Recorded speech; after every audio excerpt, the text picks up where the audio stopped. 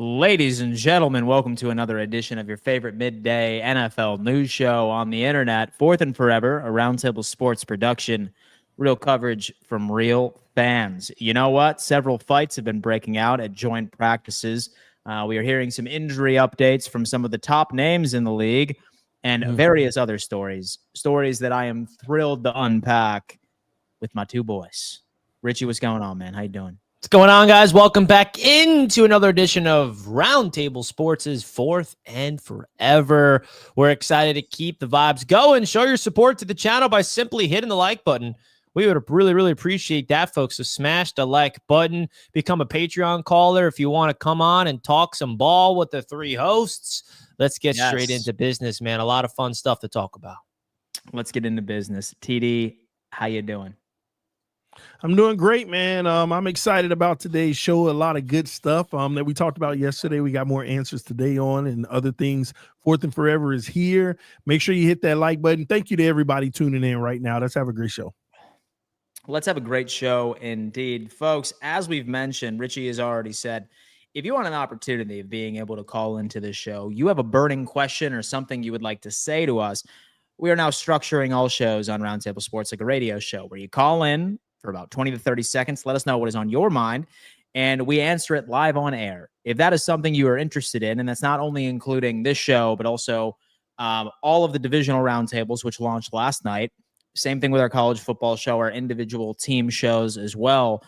Go on ahead and take advantage of it. It's $10 a month, all right? It's literally a trip and a half to Starbucks. So why not go on ahead, help us out, and take care of a lot of really cool benefits that we have to offer over there. Plus bonus content, a bonus episode of Fourth and Forever will be recorded later this week, dropped on Saturday. You don't want to miss it. All right, guys. We're going to have to talk about the big news here. And you know what? It's that time of the year where we start getting a bit nervous about potential injuries. And I think Rams fans are sweating a tad because as we heard toward the beginning of camp, Matthew Stafford was suffering with some sort of back soreness. Well, it sounds like that this guy is going through it because he ended up getting an epidural to deal with the pain, all right? And the team is being cautious. He's considered week to week, and we understand that that is nothing but a hedge when it comes into medical terms. I asked ChatGPT. I also followed up with my buddy who's a physical therapist, and he said this may be a hell of a lot more serious than the media is letting on. Thoughts on this? Should Rams fans be nervous about QB1? I'm starting off with TD on this one. Absolutely. Any injury to QB1, you got to be concerned. And an aggravated disc. I mean, are we trying to say, hey, this is nothing? I mean, he's missing some time here. We don't know how serious it is. You always got to keep your fingers crossed and worry with things like this. Unless, you hear otherwise, oh, he's just fine. He'll be ready.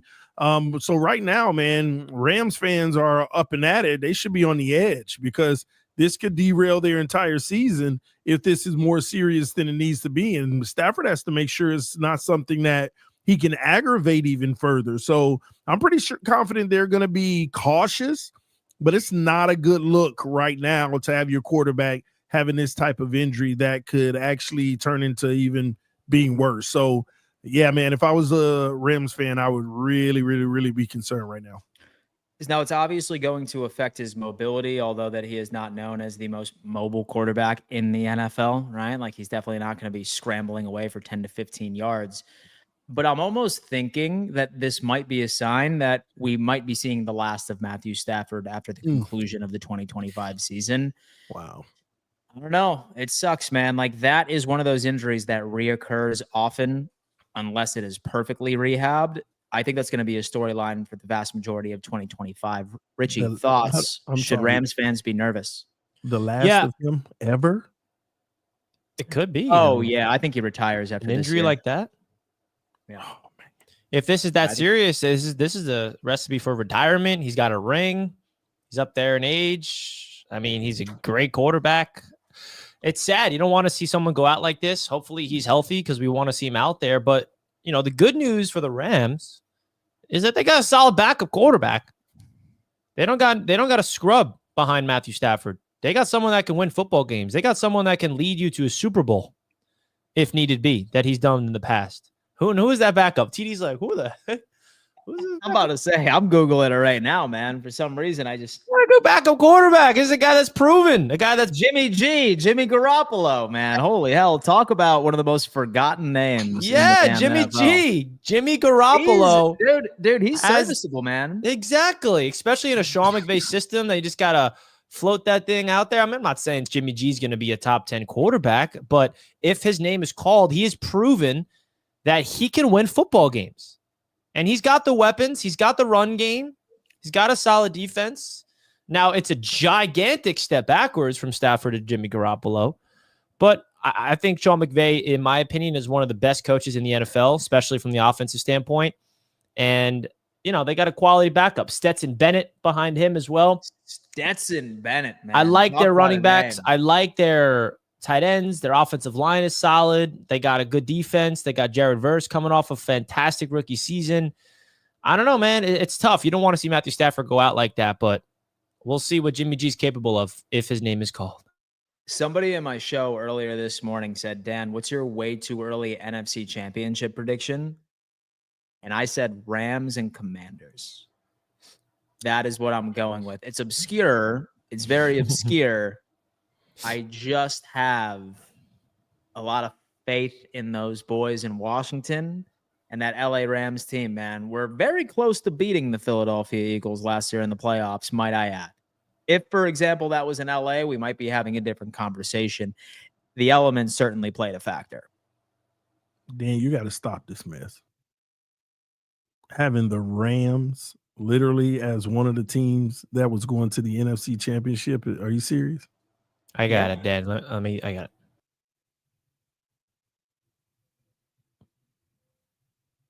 Well, there it is. I have no idea what I did right there, but here we are. It's all good. But here we are. Yeah, I indeed said that I do think that it's going to be the Rams and the Commanders. Who would you replace? And so is 5 teams. The Eagles, perhaps 5 teams over who? The Rams. So the Commanders or the Rams? The Rams? I would say the Rams, dude. I can replace them with. I can replace them with Arizona. I can replace them with even Minnesota. I can replace them with Green Bay. I can replace them with. That's crazy. That's Eagles, the Cowboys. I mean, it's so many teams. They're a good team, but once again, come on. I think they at best are the 5th best team in the NFC. Oh my God, I feel like you're infatuation with the Cardinals. Hold on. So you think they're better than the Eagles? Is it the Rams? Yeah, it's close. But are they better? But they're in. All right. So they're in the same conversation. Oh, so they will this year. They're actually not. They're not. Well, Richie, so why don't you talk to me? So is that an outlandish take saying that LA could indeed be a part of the NFC Championship this year? The only way that happens is if Stafford's healthy. And if he is healthy, it's not an outlandish take at all. I mean, this is a team with one of the best coaches in the league. And let's not forget who they added to the offense this year. Mr. Devontae Adams with Puka. Okay. They got a really good 1-2 punch. They got a great running game and Kyron Williams, Blake Corum. I mean, I think TD's sleeping on him a little bit. I mean, I trust Sean McVay as a coach over all those guys you mentioned. I don't see much of an upgrade from last year. I mean, didn't they get rid of a good receiver? Weren't they? Did they win their wild card round last year or lose? Who? The Rams. They lost in the divisional. Yeah. No. So they were 1 win away from the championship game last year. So it's not like it's crazy. Yeah. The Rams won a playoff game. Who'd they play? They did. Indeed, they did, man. Quality. Like Sean McVay is why I'm confident in the Rams, though. Like like I value him. I trust Sean McVay a lot. But do you know what the team that everybody in the NFC is just counting out that just not the same anymore? That I'm just not doing that just yet? Who? The Detroit Lions. I mean, everyone's just hopping on this. It's kind of wild. Why are people counting out the Detroit Lions? Just because they lost their coordinators. That's it. Yeah, that is true. That's what other reason is there? I mean, they didn't lose much. They added DJ Reed in free agency. I mean, they didn't lose and they anything. should be healthier, and they're healthier. They're healthier than last year. They unfortunately just lost. They already have an injury to their defense for the season, Levi, I believe. But everyone's sleeping on the Lions, man. Like, people are like, oh, they lost Ben Johnson, Aaron Glenn. They're going to stink, or maybe they're not going to be as good. Man, people are sleeping how good this roster is and how good of a head coach Dan Campbell is. Like, having Aaron Glenn as the Jets head coach, the amount of times that Aaron Glenn references Campbell in his press conferences, and like, it's just cool to see how much of an impact he had with Aaron Glenn's ability to be the head coach of the Jets now. But this is a team in the NFC that everyone's just forgetting about, man. So back-to-back years of this being fantastic. So have a healthy Aiden Hutchinson coming back. Still have that defensive personnel, all of the offensive firepower. Boys, I got to tell you, maybe the Lions go through some sort of growing pains when it comes into the first couple of weeks of the season. But I don't think people are recognizing how god-awful of a coordinator you would need to be to not at least bring that offense to what it was or close to what it was last year. Like, you need to be historically bad to make that incredible personnel not work. Yeah, I agree. They'll still be competitive. They'll be one of the better teams in the conference. But this is why it goes hand in hand with the Rams. I just think I agree with Richie. I'm not sleeping on them, but that's why I put a team like that ahead of the Rams.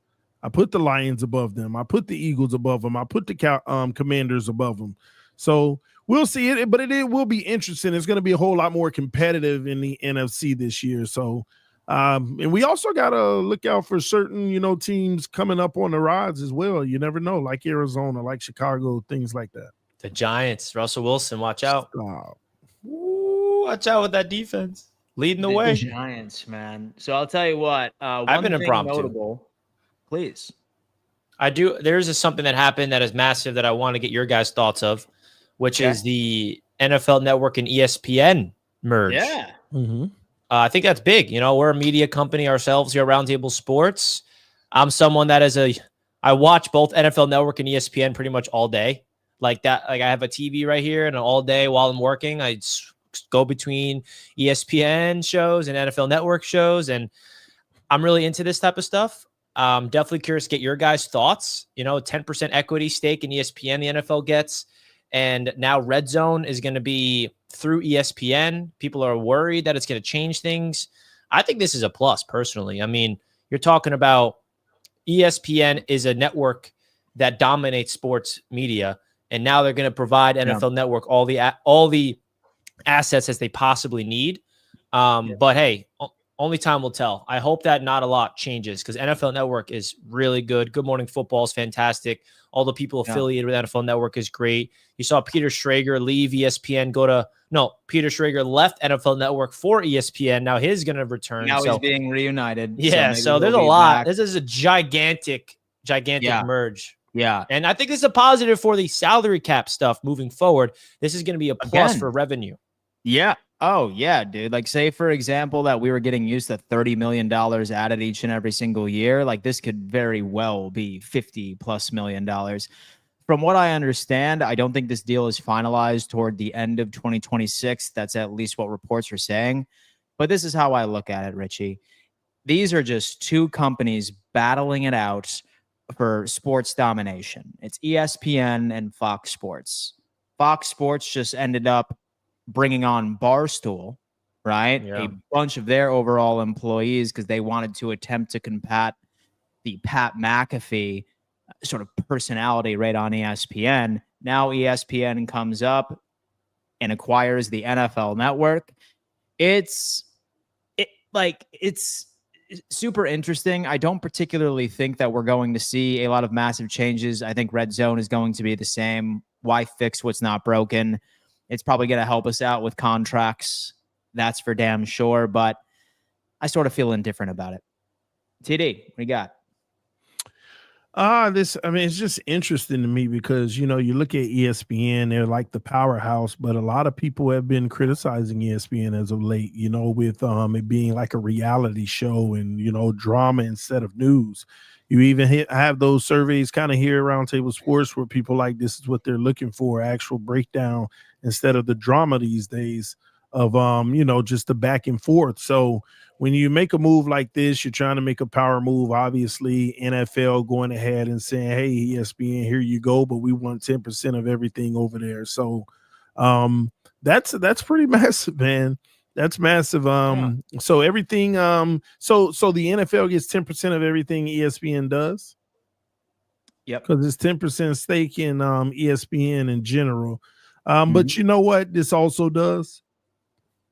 The NFL's getting, I'm not going to say too big, but I look at things on a global scale, on a much larger scale. The NFL's starting to go after power, media power.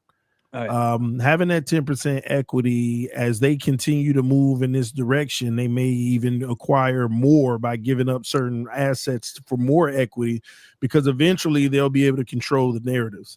They'll be able to control every narrative. That little 10% has a 10% influence now of what gets aired on ESPN and what doesn't get aired, what gets highlighted, what doesn't get highlighted. It's almost goes hand in hand. It's really funny to me that when you look at everything that's gone on the last few months, we even found out that there might have been open collusion against Lamar Jackson. Did you hear much about it? No. Did it really carry that should have been one of the most major stories in the NFL. Even the NFLPA situation that was going on is kind of like brushed because the Shield wants to make sure nothing is looked at negatively. And this is a step towards even further, just more power. So, hey man, this is what happens when you get that big. So you start to gain more and more power and more influence through your money, acquiring equity and assets. So congratulations to both sides. I'm pretty confident it's going to work out for both. So I'm seeing some people express concerns right in the chat. What is this going to look like now that ESPN and NFL Network are there? And all of the narratives are going to be the same, right? It's all going to be the same reporting. Thankfully, you guys have Roundtable Sports.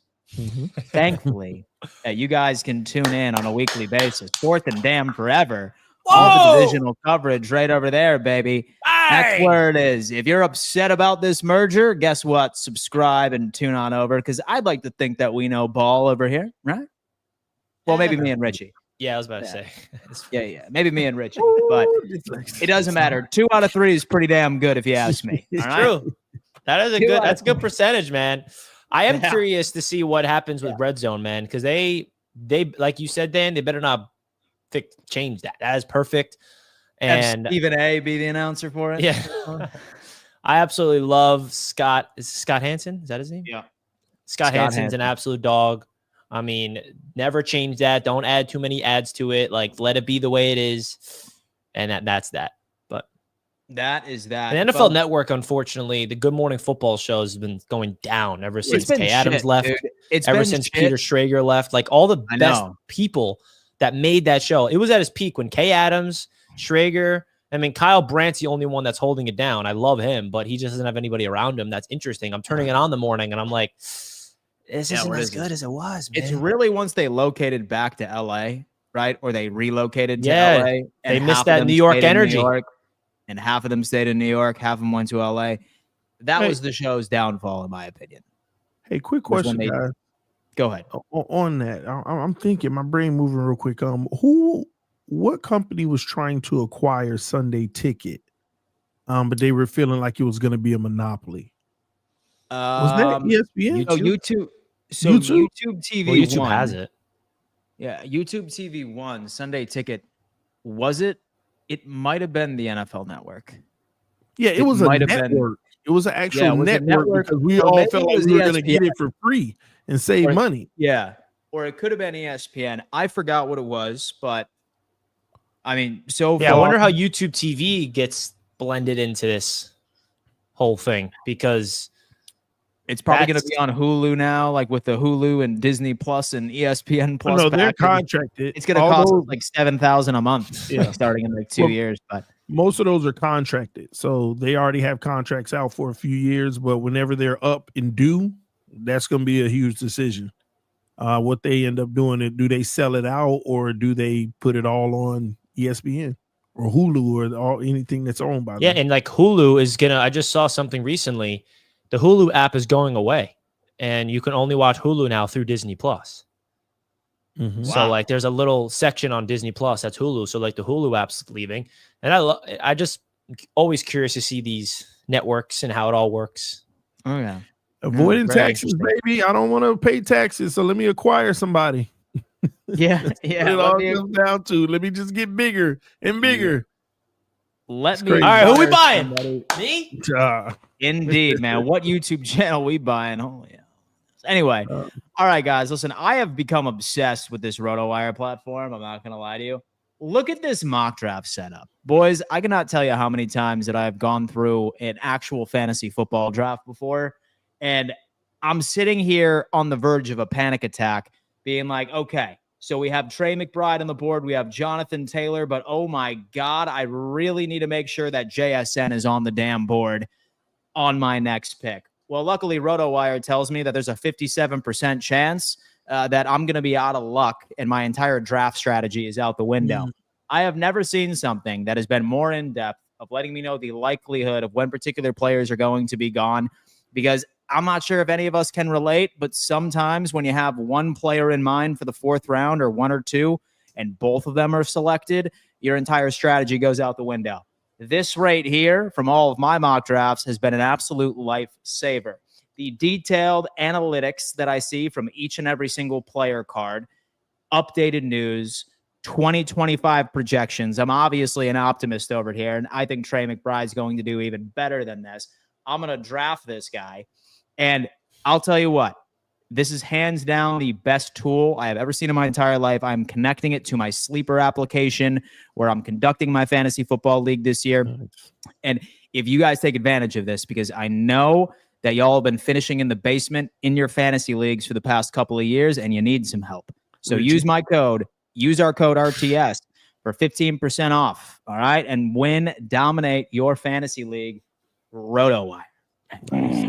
Link right now is in the chat, folks. Click that link, get 50% off. And if you want to try to win your fantasy football leagues, this is the tool to use. I'm telling you right now. Take advantage while you can, baby. It's fantasy football season. Oh, I'm excited for that. And this is the first year we're going to be doing fantasy football as a network. So stay tuned for that. And it's another thing I got to add to the list to do to organize that whole operation. Well, hey, you know what? Like, we're going to have to do a couple of mock drafts over here. You know what I mean? Maybe the bonus episode of Fourth and Forever this week will be us sitting down and doing a mock draft. How about that? Ooh. How about that? How about we do a little bit of that, man? All right, listen. So I will tell you what. Can we talk about what the title of the video is? Because I'm curious to see what happened there. Oh, we do. We do, all right. Clippable moment. Here it comes. Mike Vrabel was punched in the face by rookie standout defensive tackle Will Campbell today at joint practice.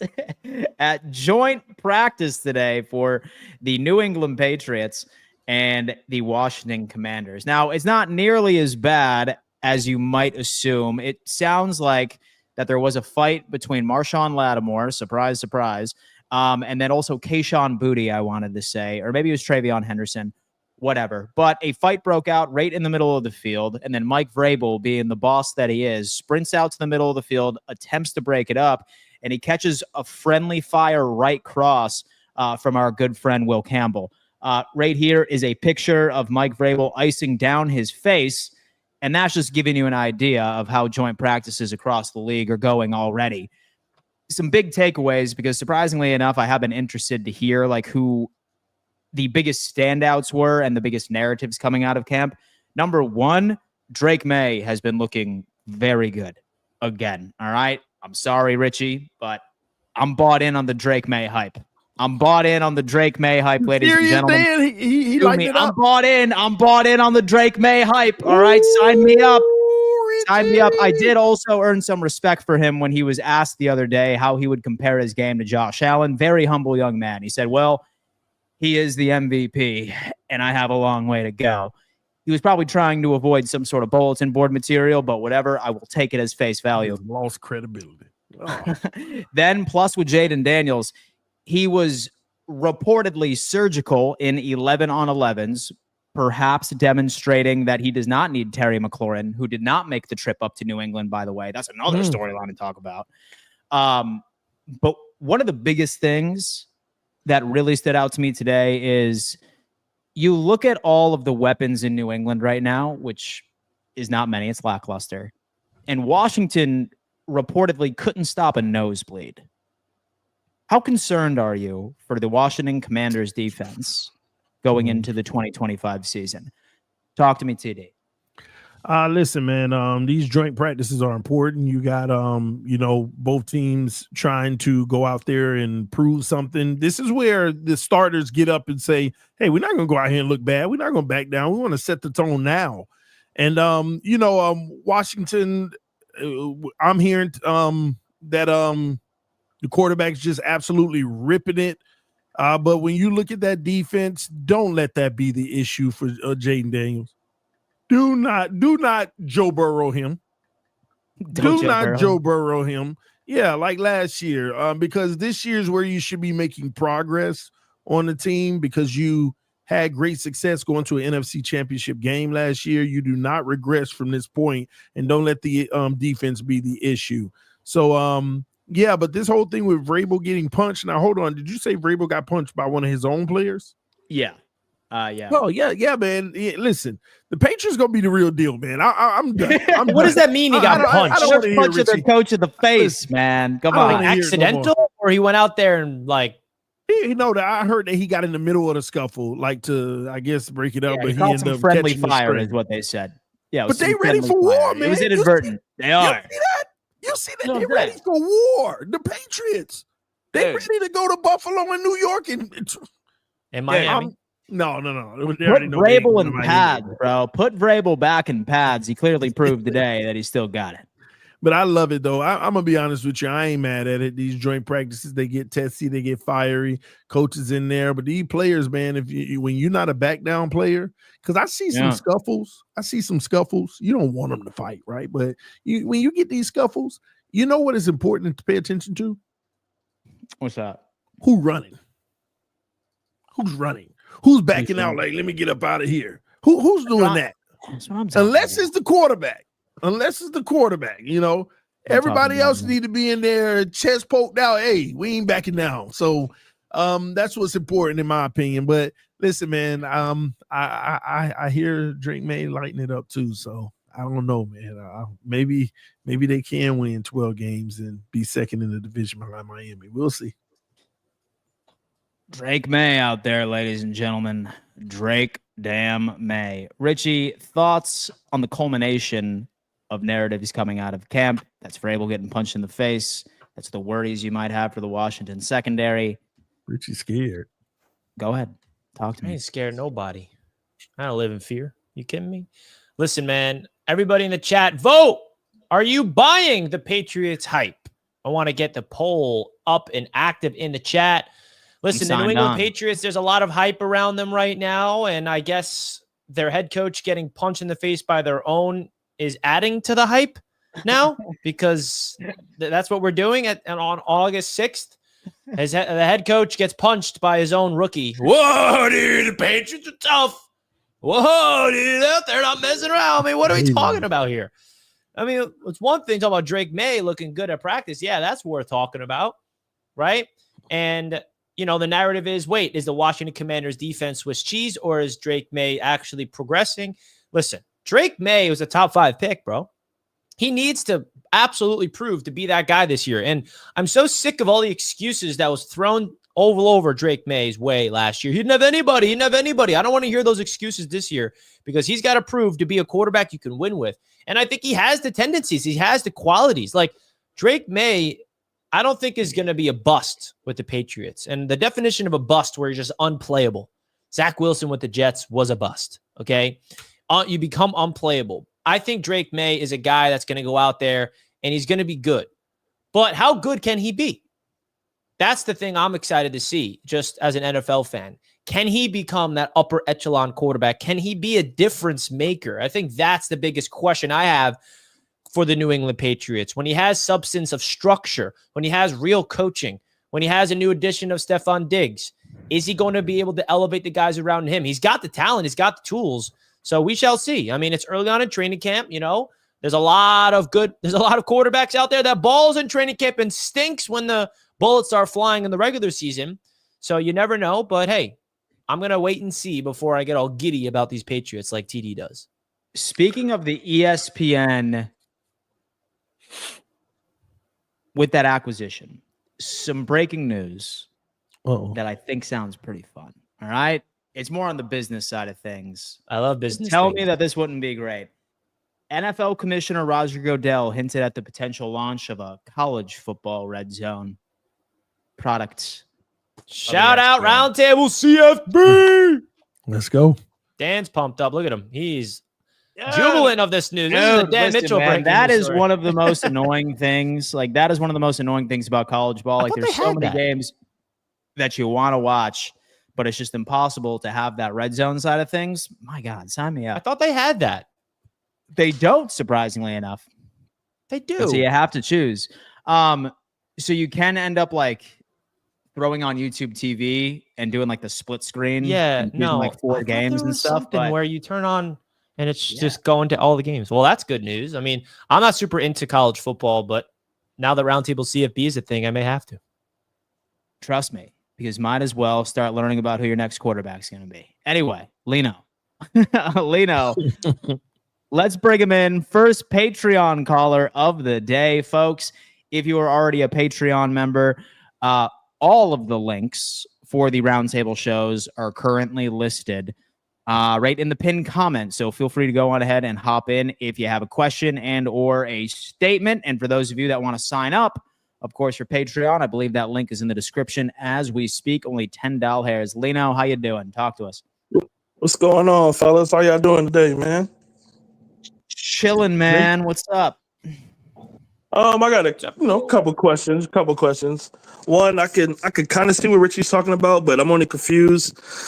I don't want to call you a Patriots hater, but it seemed like what you're doing is kind of hypocritical because last year you were doing the exact thing of hyping up the Jets for no reason, and we needed to see, how they played during the season. So I'm gonna give you the benefit of the doubt on it, but I want to know from each one of y'all, do y'all think the Patriots are going to give y'all a run for your money this year? And if not, what's the reasons why? And two, good question. Far as last night, which I think about the Bills and the hard knocks, Yeah. Oh. All right. Well, I'll answer that first part. Lino, thank you for the call as always. And you can call me hypocritical, but I think it's more now with new information, I've changed. Going through that experience, I understand what it's like being in that realm of the hype. So now that's what I would say. But it does come off as hypocritical. He is correct on that standpoint. And the Patriots, man, it's just like, is it wrong for me? So let me just get this straight. I'm considered a hater if I just want to see them go on the football field first to give them their credit. That's what this has become. Richie, I'm a Patriots hater because I want to wait to see them execute on the football field. I'm not going to hype up free agency signings, so that's the definition of a hater, TD. Richie, you don't give them credit. Richie, if the Jets traded for Patrick Mahomes, Justin Jefferson, Tyreek Hill, Derrick Henry. Whoa. You're making it seem like the Patriots did this, though. Everything. No. Hold on. I'm making a point, though. What's the point? The Patriots didn't do that. If they traded for the best of everything in the league. But what did the Patriots do? I got to see something first. They're nothing until you be calling me a hater. So they didn't make all the best moves with the best players, but they made good moves. You won't even acknowledge them. That's why you're a hater. You won't even acknowledge. No, I said they made good moves, but I'm not going to hype them up to do anything special until I see the product on the actual football field. And to answer Lino's question, yeah, I think the Patriots are going to be way more improved than last year. And they definitely are going to be a team that's not going to be easy to put out. Last year, they were a joke, and it was because of Draw Mayo and how bad their roster is. And their roster, in my opinion, is still not good, but it's better than last year. So with the improved coach and the roster getting slightly better, and with Drake May taking a step forward, then yeah, absolutely there's an opportunity. But I'm sorry, man. I learned my lesson. I don't buy into the hype of off-season acquisitions until we see the product in the field. So I can see them being annoying this year. For some reason, I'd say this is the one team that kind of regularly causes us fits, like most consistently at least. But I don't see them as being like a true threat where I wake up in the morning and I'm like, oh my God, who's going to win the AFC East until next year? But that, of course, is considering how Drake plays and then what their offseason next year looks like. But I still think they're, 1 year away. All right, everybody clip this now, okay? Because y'all gonna say this guy's delusional, he's a hater, but y'all not gonna come back and check the receipts when it's all said and done. The Patriots will have a better season than Buffalo and the Jets. Mark my words. My God. Mark my word. Now y'all can call me all the names. I don't think you believe that. And that's with Josh Allen healthy, because the only way that's possible is if God forbid that happens. Call me everything you want to call me. Make sure you clip it, because when it happens and I'm talking about it, y'all still gonna be like, that's the definition of being a Bills hater. That's what I'm telling you, man. You call me a Patriots hater, that's wild. I've been very consistent on why the Bills have been dominant in this division. It's because the rest of us haven't done our part. That has nothing to do with it, bro. Take away the 6 games. The Bills dominate the games outside of the division. It's not all about us. But you see, you just said it. You're missing the key point. They dominate the games outside of the division. They don't dominate the division games. And if we get some of those wins and we start dominating games outside of the division, which Dolphins and the Patriots, I believe, Bills also have had the hardest schedule of all of us every single year, facing off the other division's first seed. We don't have to do that. They got to play the Chiefs every year, the Ravens every year. We don't got to do that. All right, y'all gonna see. But TD, you call Patriots hater, bro. You're the biggest Bills hater on the planet. So to confirm, this is your take with Josh Allen healthy all season? Absolutely. I wouldn't say it wouldn't be any other way.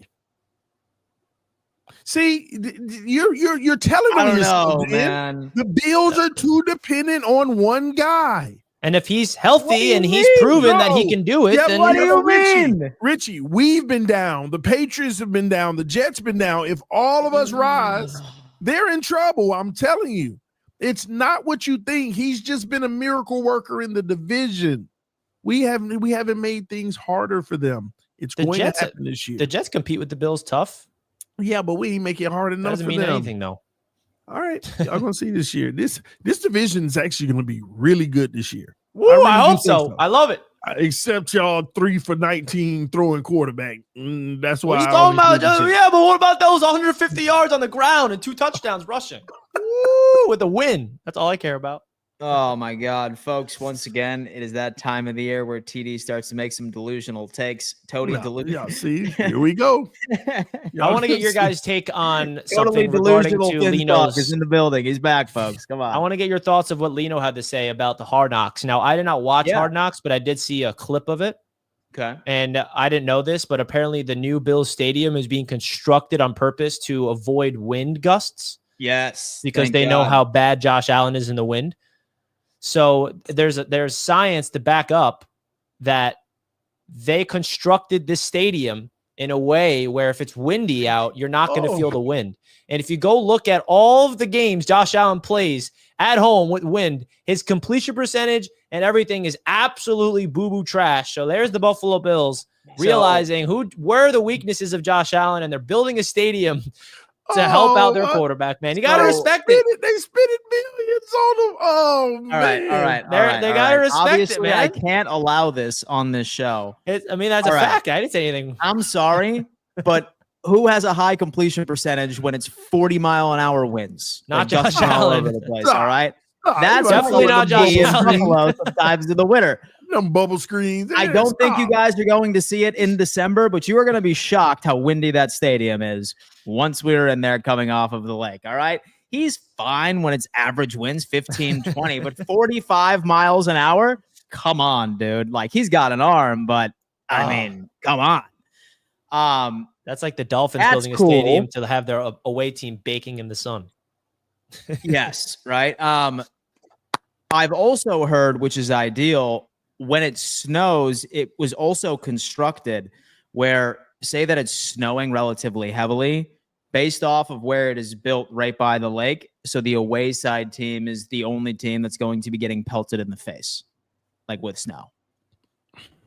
and Boy, Buffalo oh should boy. be shielded for the most part, which is also cool. We got trash MetLife Stadium. The handicaps Josh Allen need, boy. See, nobody talk about it. Thanks for bringing this up, Richie. I appreciate What kind of handicaps we talking about, man? Listen, that man played I with a wouldn't talk broken with the way hand your halfway stadium through the built. season last year.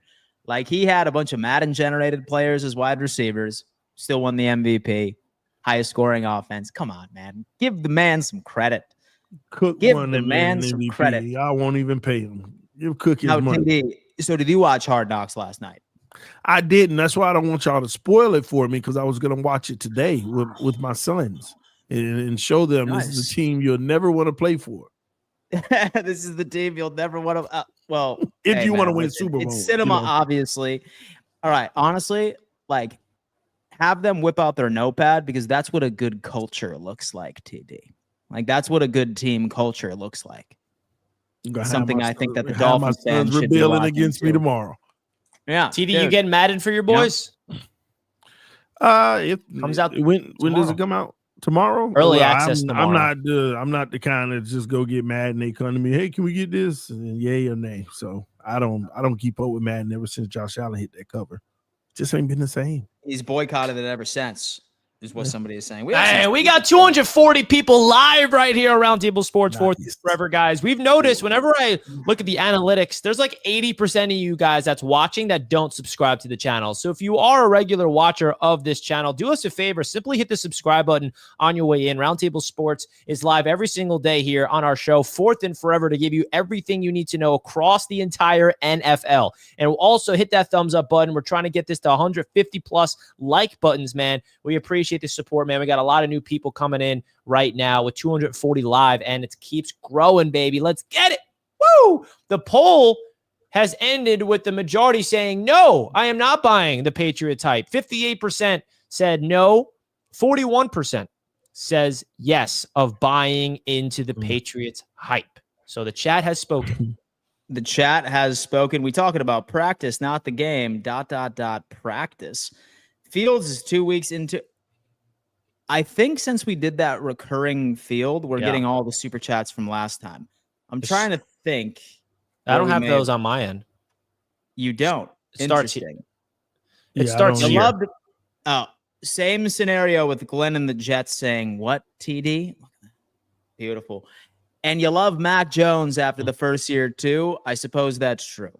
I suppose that is true. I did buy into a little bit of the Mac Jones hype. Show, fellas. Too bad all of your shows are during work for me. Are you guys only keeping the 10 tier? Because I'm at 25 till next February.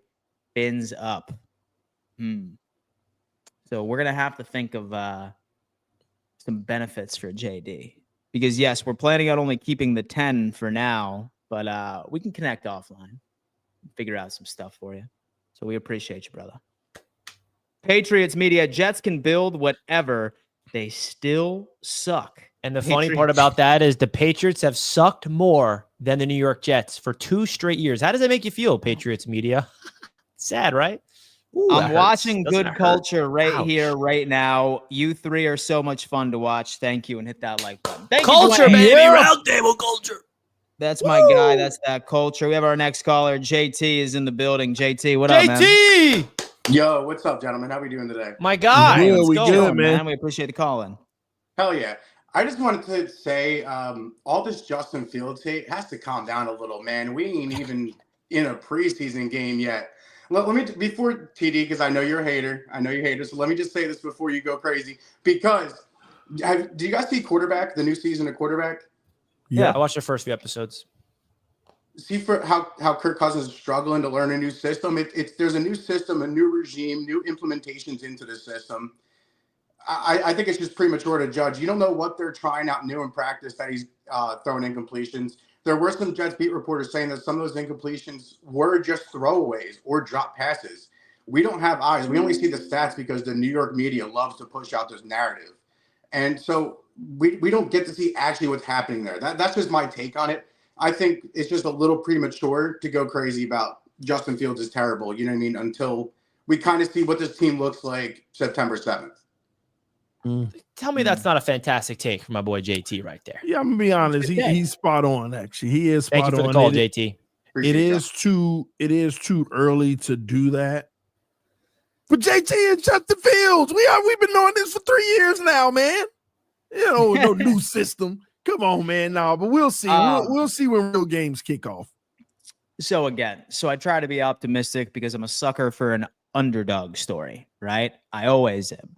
But I think there's just been a lot of red flags. And I think last year in his first 6 games, I think why he looked so good, at least statistically, was just because of what Mike Tomlin was able to do by simplifying the hell out of that offense, or rather with Smith as the offensive coordinator. Whoever is calling plays for the Jets this year on the offensive side of the ball, as long as they just rip that exact same model from Smith, then I think you could be encouraged. But I disagree. I think I think that system last year limited Justin Fields because that system wasn't built for him. They're building a system right now with the Jets that's all about his strengths, which is getting him on the run, RPOs. He didn't run a bunch of RPOs with the Steelers. Run pass options, read options, utilizing his strengths, which is his legs. And obviously he does have an issue reading the field. So I agree, they got to simplify it, but it's also on Justin Fields. If you're a starting quarterback in this league, man, you don't want to just baby this guy. Throw him everything. Let him learn. And it's going to take time. And if you're a Jets fan and you're expecting Justin Fields to go out there and pick apart defenses through the air early on in the season, you're absolutely mistaking yourself. That's not going to happen unless he really starts connecting as the season goes on. So I agree with JT. You can't read into training camp stats, man. You got to add context to it. I see it with my own eyes. I was at 5 or 4 practices this year so far, and Justin Fields doesn't look as bad as people are saying. But again, narratives will be pushed. So we have Ben coming in, and he's saying, Dan, what is your honest take on Fields? So I think that he can't read a defense. That's something that's been a trend since year one. But again, it's important to put context into all of this analysis because he's never really had a good offensive line. He's never really had a good offense or continuity, from a coaching perspective. So maybe the Jets can build something that can utilize his strengths, like Richie just said. But for the most part, I'm not bought in, and my expectations are not very high. And the one thing I'll just add about Fields real quick is there is something there, a trait that he has that is unique, that they can utilize. And people be like, yeah, all he can do is run. He can't throw. But he can't just run. He is as good as anybody in the league running the football. And that is an actual weapon if you can utilize it properly with an offense. If the Jets defense is as good as we're hoping, and the Jets can run the football, be a smash mouth football team with their new improved offensive line, our 3 running backs are looking really good at camp, that is going to be the mold, is running the football. Yeah, and that will hopefully open it up. That's your only hope, in my opinion. Because you could win games that way. I mean, if the defense is playing top 10 and you keeping games close, all those games you lost, like when you used to play the Patriots 10-9 and all them crazy games. Oh, you win those. You win those with a mobile quarterback. So hey, I mean, at the end of the day, we'll see how it all works out. We'll see.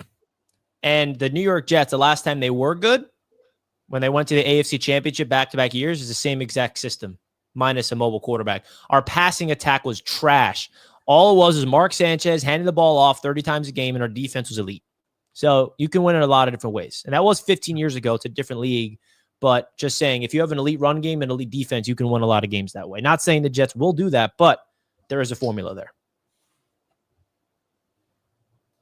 There is indeed a formula. Back-to-back years. 2009, 2010. And by the way, one of those years, we beat the Patriots in the playoffs in Foxborough, sending Tom Brady home. You forgot about that, delusional Patriots fan? I didn't forget about that. It's the last time that we had any relevancy as a Jets fan. I'll never forget that. And we have Patriots media coming in saying, I'd rather watch Tua throw right hand than Fields. Wow. Oh, dude, we have Patriots fans in the building, baby. Is that a Celtics jersey? Is that a Celtics jersey? Listen, Patriots I media? am, for one, excited that Patriots fans are back. I don't know if they're back, man. We'll see tonight in the AFC's Roundtable. They're hiding, bro. They're the most fair weather fans there are. Oh, bro, our golden boy Brady's in Tampa. Okay, let's buy a Buccaneers jersey. We're Buccaneers fans. They can't go through the basement dwellers of the basement of the Patriots the last 2 years, and now all of a sudden there's hypes, and all of a sudden they're back. See, come on, y'all, fair weather fans. Yeah, we were all molded in the darkness over here on this show. Yeah, literally, I'm molded, bro. I'm prepared for the darkness. If it comes this year, I'm ready for it. We're prepared, man. I find comfort in darkness. Yeah. Hey, listen, you know what? And just look at me as a prime example, Richie. One of these days, your team might figure out the quarterback position and be on top of the AFC East for 5 years in a row. It might happen. Stop. Hey, man, it. Josh It's Allen not. looked trash Y'all as a shouldn't have rookie. even been there. Y'all shouldn't have even been there. Oh, my God. Oh, wow. Look at this. Dude, guys, I've been noticing a trend when it comes into these preseason matchups. It sounds like old man Rodgers. You know, he's going to be playing in the Steelers preseason opener, or he's open into playing in the preseason opener. This is among many storylines, including that we are going to be seeing Shedeur Sanders versus Bryce Young, here in just a couple of days. I'm not going to lie to you, man. I'm so hungry for football right now. I am pumped just to watch the starters go out there and run a single series or even a single play. That is how desperate I am for it. But are we okay? Like, is there something wrong with us? Like, I feel like it's like a sickness how much we love football. Oh, by the way, yeah, it is. Was that confirmed? My life, dude. It's my life. Was that We're like, oh, dude, hand the ball off for a yard, please. I need it. Keenan Allen back to the Chargers? Yes. He is back. He is back. Keenan Allen. And that is a good topic, not the Keenan Allen one. It's full circle. It's full circle, It's solid stuff, especially since Mike Williams had a reunion earlier this offseason, but then he all but decided to retire after being added to the PUP list. He said enough is enough. But now you add Keenan Allen back after a short year hiatus with Chicago. I got to tell you, I love the move for LA. I really, really do. Last year, the Bears were such a disappointment. I think that Keenan Allen didn't get enough credit as far as what he went out there. Like, he still had 7 touchdowns. He had 700 yards, especially from a quarterback that was behind one of the worst offensive lines in all of football. I think this is a good insurance policy for the LA Chargers, somebody that Herbert is obviously very familiar with. And really, outside of having Keenan Allen on that team, they would have just been going into the season with a Ladd McConkey and then a Quentin Johnson, who has never been good in the NFL. He has been hyping up in training camp, but come on, it's training camp. I love this move. What about you, TD? Yeah, the Chargers, man, I always look at that team and I say to myself, with Harbaugh, the defense is always going to be solid. They may have some moments, but they'll always be solid under him. On the offensive side of the football, man, he's put structure in front of Herbert to say, man, I don't need you throwing 45 times. I'm going to get you between 17 and 25 on a weekly basis unless we absolutely need it. And we're going to make you more efficient, and we're going to make this a balanced offense running the football. And I thought they did a great job of that. I thought they ran the ball well, but they also still were missing that one more weapon. They needed another weapon outside of Ladd McConkey, which should open him up as well. And I feel like they did that. They also invested in free agency in the draft. And again, this team all around, I'm telling you, you gotta be careful. They could take another step. And do you know what another step is for the Chargers this year? Actually winning the division over the Chiefs. So I think it's a potential. So I think I could play devil's advocate here as well. One could almost assume that perhaps the Chargers have gotten worse. Why do you feel especially that with all their money? So they end up walking away from their run game, which was so effective. Yes, they replaced them with Najee Harris as well. But is that a downgrade at that position from J.K. Dobbins over to Najee Harris? And maybe we can just give credit to Harbaugh for building up a great scheme, or any running back could have gotten the job done. Exactly. And now you end up bringing back a veteran like Keenan Allen. Yes, Ladd McConkey's a dog, but now that there's tape out on him, it's pretty clear that defensive coordinators are going to be laser focused on the guy. They lost Joshua Palmer. He's now a Buffalo Bill, who is also a very talented wide receiver. I think there's a world where this Chargers team may struggle offensively, or at least take a step back. At least. Well, thoughts, Richie? Say that last part again. I said, I think that there's a world where the Chargers take a step back offensively with some of their key departures this offseason. Yeah. I mean, let me pull up exactly there so I see. But And didn't they add Omarion Najee Hampton they got Harris as well. So they got Omarion Hampton as well. I forgot. and Najee Harris? And Najee Harris. Hold on, Who's I'm already injured. confused though. Hold on. Didn't But what J.K. did they Dobbins lose? wasn't J.K. Dobbins gone already for a whole year? He was their RB1 last year. But my question did is, what pretty did they good. lose?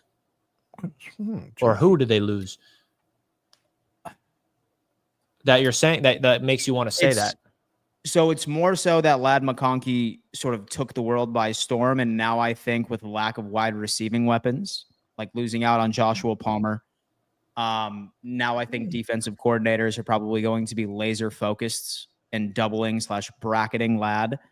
So I almost wondered if that's going to cause them to maybe take a step back, or worst case scenario, just be so exactly where they were last year. Yeah, I think Ladd McConkey's proved to me that he can make plays if you're creative with him, lining him up in the slot, lining him up everywhere. The addition of Keenan Allen is going to help. They got Quentin Johnston, who I think was very underrated last year. You know, Jalen Reagor and Trey Harris are no, like, you know, they're not great. They're obviously a journeyman for a reason. But I think the key to the Los Angeles Chargers is going to be Omarion Hampton. If he can really become a bell cow and him and Najee Harris can really become beasts, that's going to be big. And, you know, a very underrated addition to the Los Angeles Chargers this offseason that we didn't even talk about. He won a Super Bowl ring last year. Mr. Mekhi Becton is now on the Chargers offensive line next to Joe Alt. You're talking about Joe Alt and Mekhi Becton on the right side of that offensive line with Rashawn Slater on the left at left tackle. Good Like, observation. they got an offensive line, and that's what Harbaugh cares about. That's where the bread and butter is of the Los Angeles Chargers, is the trenches. So don't sleep on that addition. Everyone slept on it last year when Becton went to Philadelphia, but he was fully healthy, and look what happened. So I don't know. I don't see them taking a step back. I think they're actually going to get improve. And Najee had more yards than J.K. Dobbins last year, actually. He's already hurt, though. What is the injury that Najee has? Yeah, no. So I think Dobbins was actually out a couple of games, 3 to 4 games. All right, we have a Patreon caller, last one of the show. Lascelles is in the building. What do you got two for more. us, man? Hey guys, what's up? I just got one question, and it's for TD. What's Tyreek Hill's new injury? What's Tyreek Hill's new injury, man? You funny. Heard he missed practice. You're a funny man. You're a funny man, Lascelles. I You saw know it what on is. Bleacher Report. You know the injury is undisclosed. We don't know what it is. Mental health. Thank you for the call, Lascelles. It is mental health. That's what it is for being on the damn Miami Dolphins. He missed practice today, but there was a report that he pulled himself from practice late yesterday with a little injury, and now he missed today, but it's undisclosed. They're not saying anything. So we're just crossing our fingers, hoping that it's just something minor. We'll see. Dolphins culture, no accountability. Yeah, you're good. Just take off for a few days. You're fine. Just make sure you do sprints after practice, and you're all good. And they said that Najee Harris is on the PUP list for suffering from stupidity. Yeah. He had like a firework accident. I'm pretty sure it was during the 4th of July, which is insane. All right, we have King Lowski, Patreon caller. What up, King? It's the 4th and Forever crew. How we doing, gentlemen? What up? How you doing? Fantastic. What up, bro? What's good, my brothers? Hey, let me just say this real quick. I know why Tyreek Hill got injured. His butt kept doing backflips with them bums raw fish down there in Miami. Hey, Tony, let me just say this to you, bum, because you quick to forget. You a hit away from having Factor Child Wilson at quarterback. Don't get it twisted, all right? You all this Justin Fields. Hey, let me just say this. Justin Fields looking as bad because the defense is that good and it's that turn. Best believe that. Now, let me just ask my question. Hey, I want to know, man, the week 1 matchups, what are you looking forward to? What is the week 1 matchup you mostly looking forward to? We all know it's the Jets versus the Steelers, baby. But I just want to know from your perspective, what is the week 1 matchup you looking forward to, baby? That is my guy, King Lowski, in here, regular caller on the show. He's doing our thing. Hey, you know what? I am actually very interested to see that Steelers-Jets matchup. I think that there's a lot of storylines here. Cowboys and Eagles, I would say, is probably a very underrated game to start the season. Yeah, that's I a great really game. believe that that's the case because a lot of people are sleeping on the Dallas Cowboys, and we're not talking playoffs, folks. We're talking regular season Dallas Cowboys football. Okay. I think this game is going to be a nail biter. I'm super excited. You have Chiefs and Chargers is probably going to be pretty damn good too. So many incredible matchups, by the way. Shout out to the schedule maker. Sunday night is the biggest game though. Sunday night, yeah. Yeah, I'd say Ravens. I'd say Buffalo Bills is probably going to be the number one. But then when it comes into the 4:00 slate, I mean, Packers Lions will probably be pretty damn good too. And then, but yeah, that's me. Richie, what games are really tickling your fancy? I'm excited for the Indianapolis Colts home opener. I think they're going to look fantastic this season. And they're gonna, Can you imagine? They're going to go out there. Oh my gosh, Richie, you need to stop. What? Yeah, we're about to see Daniel Jones. That's a team that nobody sees coming, bro. That's a team right there. That Jonathan Taylor, you know, my boy Alex, Mike, man. Yeah, yo, bro, we're about to. What TD think is gonna walk in there? They're gonna dominate, bro. Watch out! You taking unsolicited shots for nothing. How is that an unsolicited shot? I'm curious about the Colts go out there and on home opener. They're about to go out there. Everyone's counting them out. That's a game to watch out for. I can see it being a pesky win from the Indianapolis Colts. That's a game that's interesting to see who comes out on top of the quarterbacks. So yeah, that's my game.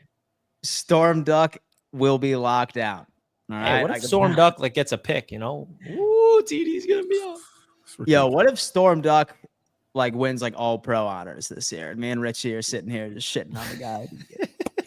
He becomes and so the next Revis or something like that. You know what I mean? Hey, anything could happen in the NFL.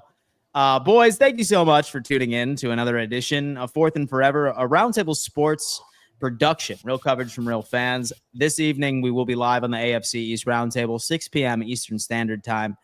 Have a lot to discuss pertaining to the AFC East teams. Richie, what would you like to say to the audience before we send them off? Everybody go check us out on the AFC East Roundtable right after, not right after this show, but later tonight at 6 p.m. EST. And go check out all the other shows across the network, man. All divisions are live now, and it's been really fun to see them launched. And I know that, we have a lot of different fan bases in this chat. So please do us a favor. Go over and support all of the divisions, not just the one that you're representing, but all of them. That would mean a lot to us guys here at Roundtable Sports as we continue to grow, baby. And feel free to call in to all of those shows too, folks, right? We're trying to really get our other audiences in the mood. And so to not be as shy. And we know that our callers would love if you guys were able to call in and just ask them a question pertaining to their division. TD, what do you got for us? Talk to me. Yeah, great show today. I can't wait for this preseason football to kick off. It's going to be exciting to see those games starting tomorrow. Outside of that, we'll see y'all tomorrow. We'll talk about some of them. And hit the like button. And I'm going to call for everybody watching right now because we want to have a big show tomorrow. Go ahead and share the link to the show on your social media. If you rock with Roundtable Sports and Fourth and Forever, take the link to this video, share it with people you know, and put it on your socials, X, Facebook, Twitter, wherever, and go ahead and let people know that we are live. So we appreciate your help doing that. Word of mouth is always the best way to get the word out. Ladies and gents, we appreciate you tuning in. As always, hit that thumbs up sign on your way out, subscribe, turn on bell notifications, and we will see you later this evening for the AFC East Roundtable. Peace.